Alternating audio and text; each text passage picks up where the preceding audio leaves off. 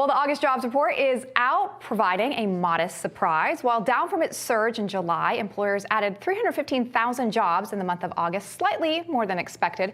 And it wasn't all positive, though, as the unemployment rate ticked up slightly to a 6-month high of 3.7% as more Americans re-enter the workforce. So what does all this mean for the economy, and how will the Federal Reserve respond? Joining me now to discuss is former Assistant Secretary of the Treasury and the host of the Monica Crowley podcast, Monica Crowley. Monica, welcome to the show. It's good to see you.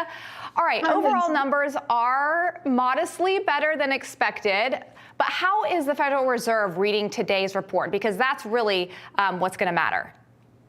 Yeah, the Fed is definitely debating their next move at their next meeting in September about what to do about interest rates. And the consensus, Lindsay, is that through the end of the year, the Fed is going to increase interest rates. The question is how much each month when they meet. But what we saw is that the labor market does remain strong. It's one of the relatively bright lights in this otherwise weakening economy. The labor market has been extremely tight. And what's happened is that there's been this persistent mismatch between labor supply and labor demand. And that's driven businesses to bid up wages to try to attract workers. So there is some indication after this August jobs report that, in fact, that kind of labor crunch might be easing a little bit. And that actually might alleviate some of the pressure on the Fed. Although, like I said, it is anticipated that through the end of the year, they will continue to raise rates. Here's the problem, though, Lindsay. The problem is that the Fed is navigating this very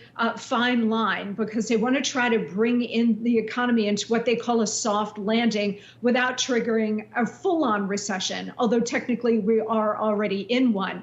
But the question for them going forward is that they're trying to rein in inflation by mopping up the excess money supply, while at the same time, the government on the fiscal side, the Democrats, keep spending money like crazy, including this last move on student debt relief. Whether or not that goes forward or is stopped by the courts is a separate question. But the government continues to spend money at an exorbitant rate, and that's driving inflation. So on the one hand, you have this crazy spending, and on the other hand, you have the Fed trying to mop up the excess money supply. Those two things remain in tremendous tension, and I'm not sure how it's going to be resolved until the government stops spending.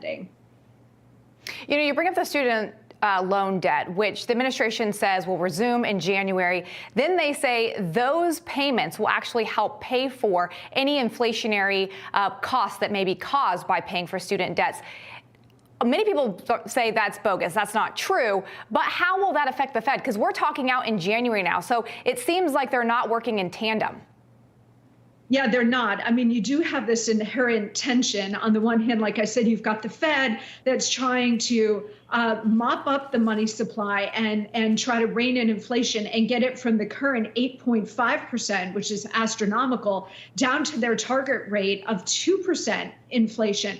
That's going to take a lot of work. So they're ratcheting up interest rates. And like I said, they're going to continue to do so for the foreseeable future. But at the same time, on the fiscal side versus that monetary side, on the fiscal side, the Democrats in Congress keep spending money and pumping so much more money into the system that the two things are irreconcilable.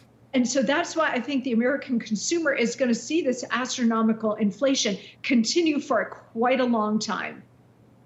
Yeah, and the Biden administration says this will give the American people breathing room, but actually it's the opposite. I do want to talk to you about this because you have Treasury Secretary Janet Yellen is kicking off a victory tour in Detroit next week to tout the Biden administration's economic accomplishments. You know, this administration keeps saying the economy is strong, but most Americans aren't experiencing what they're talking about, I would say. Yeah, no, this administration has long had a reputation of just straight up lying.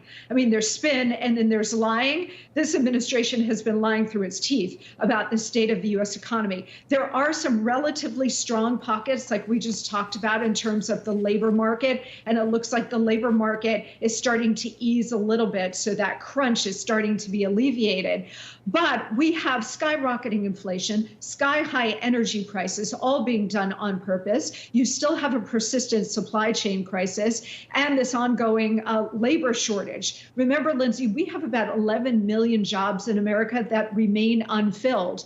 So while we do see the labor participation rate starting to tick up, which is good, the unemployment rate actually did start to tick up, as you mentioned. That's actually a good sign. That means more people are entering the workforce or re-entering. So that's actually a healthy indicator.